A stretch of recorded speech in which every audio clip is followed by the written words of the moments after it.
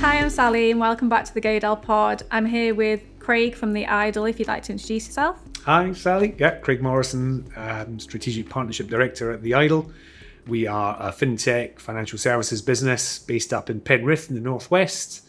Been around for 25 years this year. Wholly owned by Legal & General. They bought us and acquired us in 2016.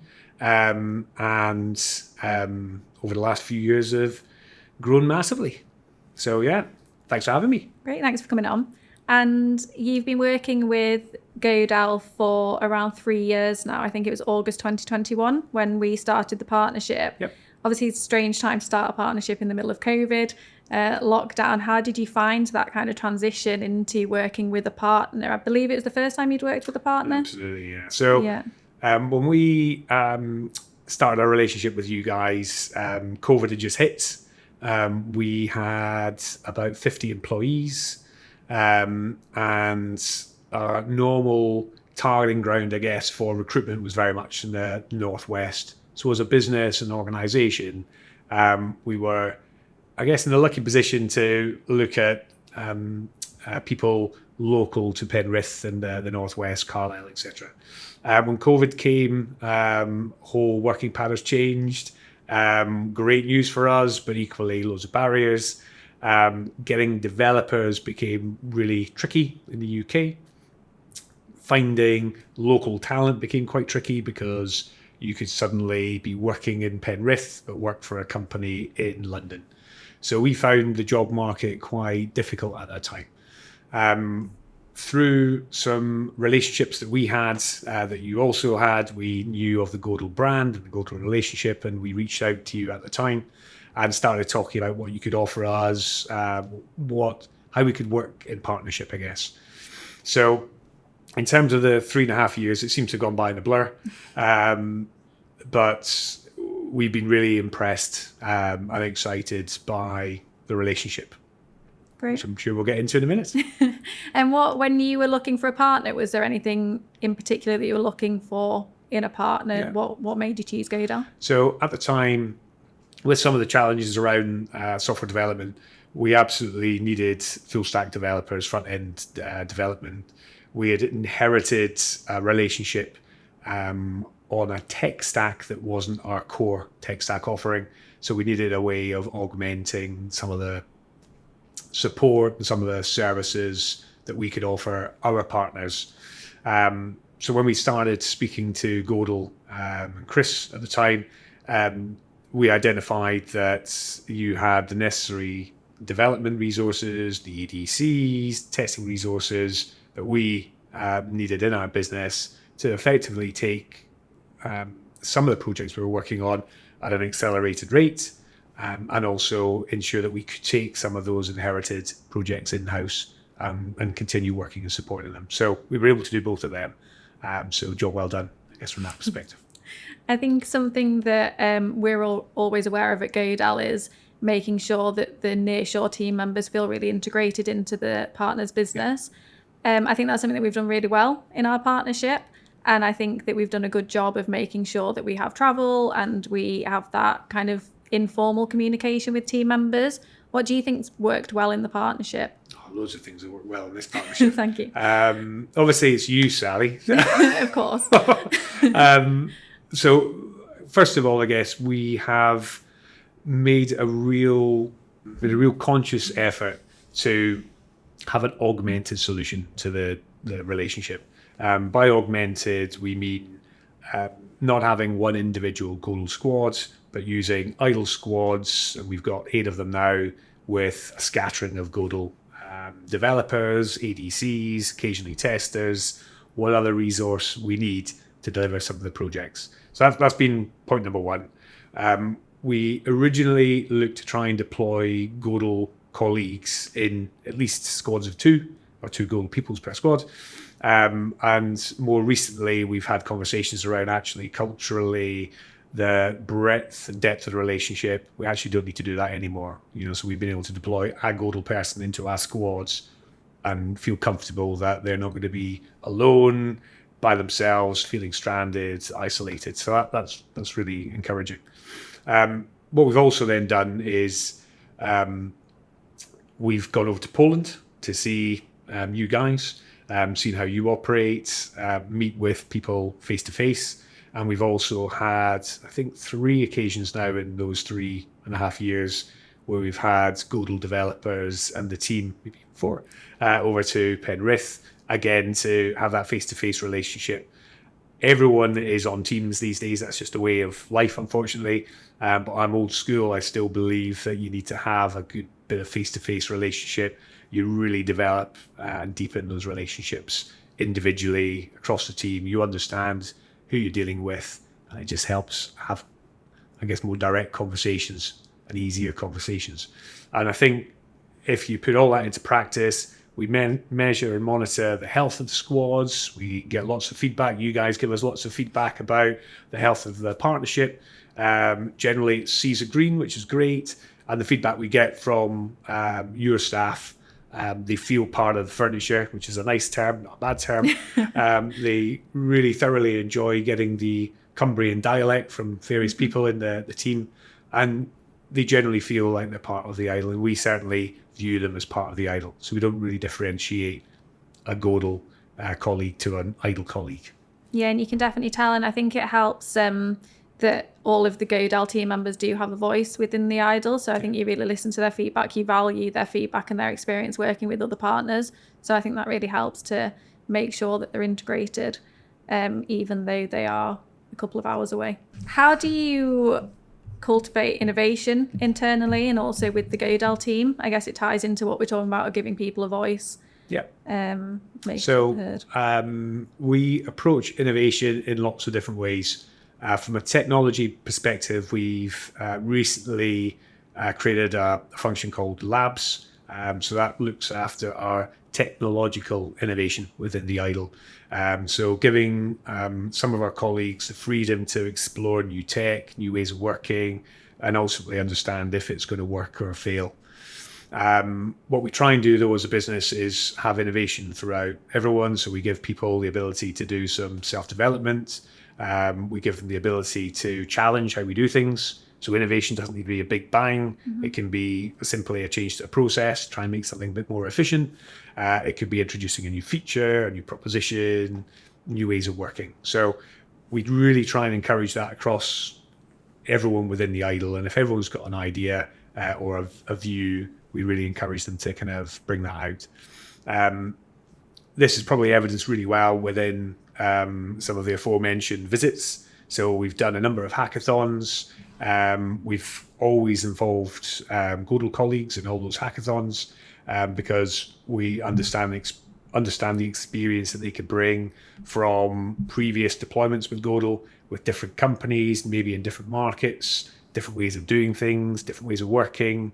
So that approach, along with the Godel culture, along with Godel ways of working, we'd be foolish not to learn and listen to what works in other areas.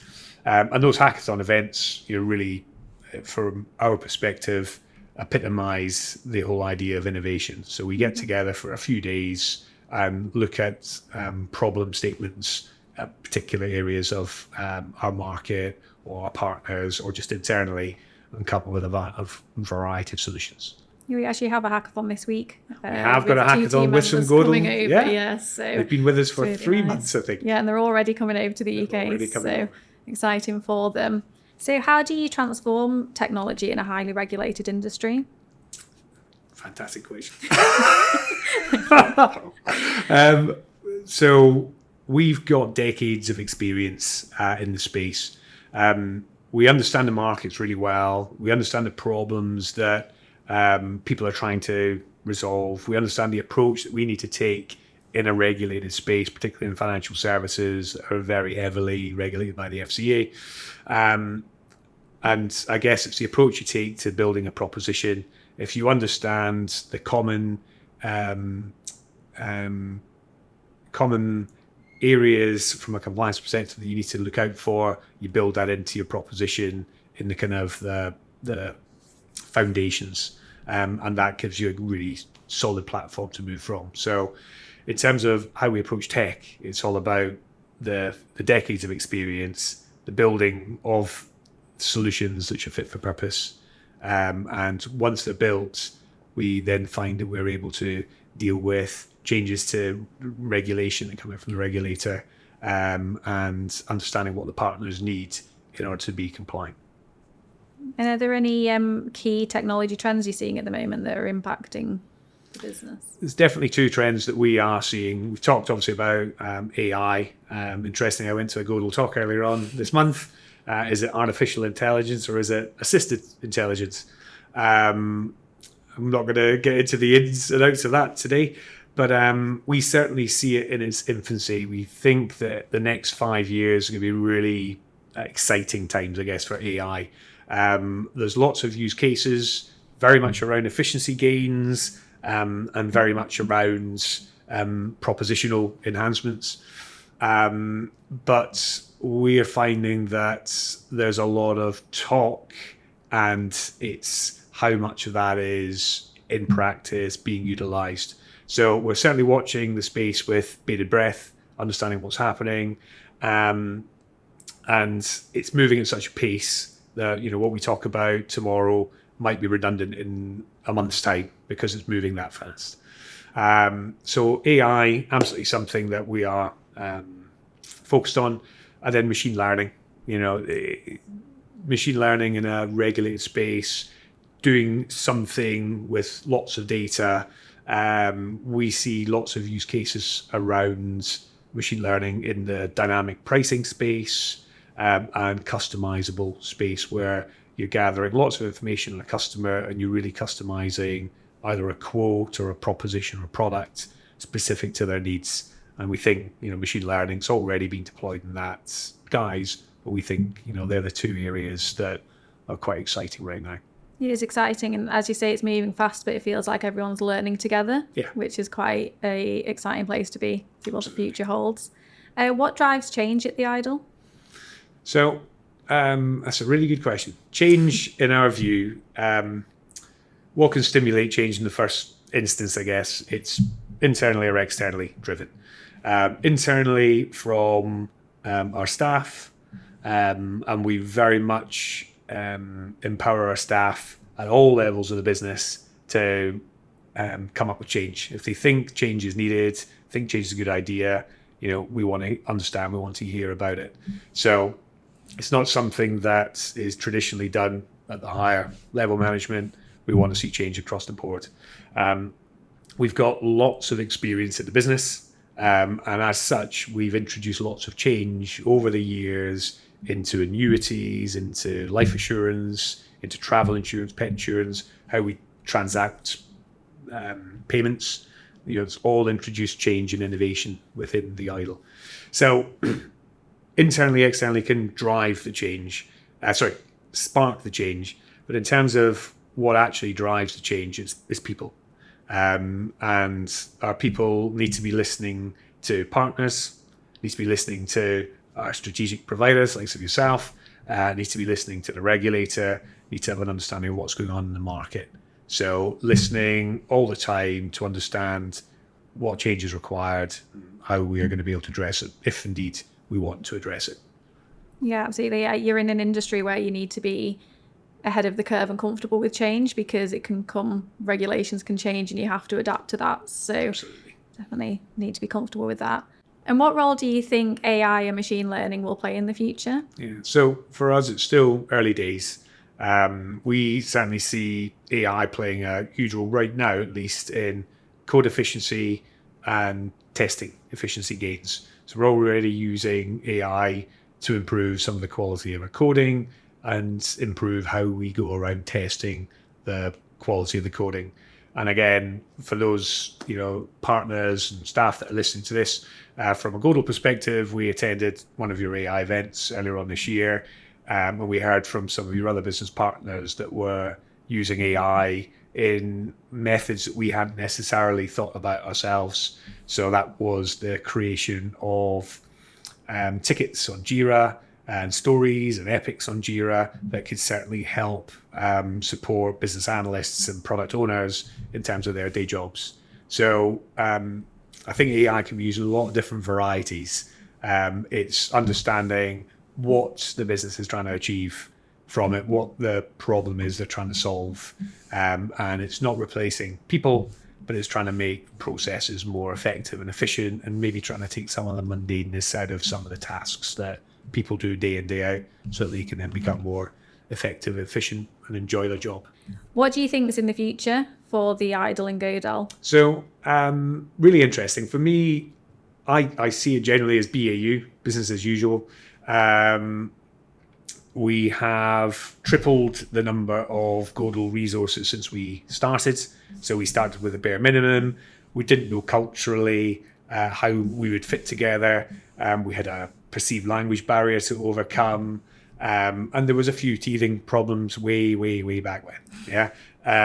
Now we've got a really good understanding of ways of working. So you understand how we work, we understand how you work, so that when you introduce new Godel colleagues to us, it's very seamless. It'd be remiss of me not to talk about the cultural workshops. They always go down really well. And certainly your colleagues have absolutely put Godel in a fantastic light in terms of how they deliver those workshops. So for me, BAU, I think we can continue growing. I think continue looking at different tech stacks, different opportunities, and where appropriate, we expand into those areas. You know, recently we had a meeting with one of your colleagues around AI, something that's relatively new for us.